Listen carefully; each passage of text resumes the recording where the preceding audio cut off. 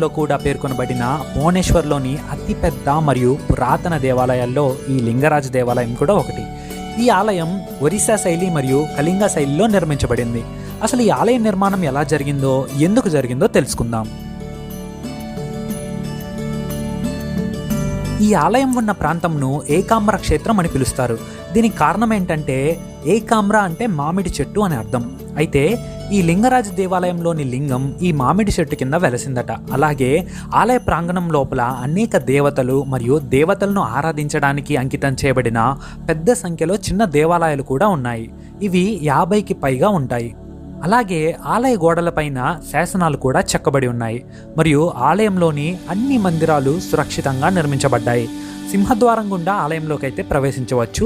ఇక్కడ సింహద్వారం వద్ద ఇరువైపులా సింహాలు కనిపిస్తాయి. ఆలయ పేరులోనే అర్థం ఉంది. అదేంటంటే లింగరాజ అంటే లింగాలన్నిటికీ రాజు అన్నమాట.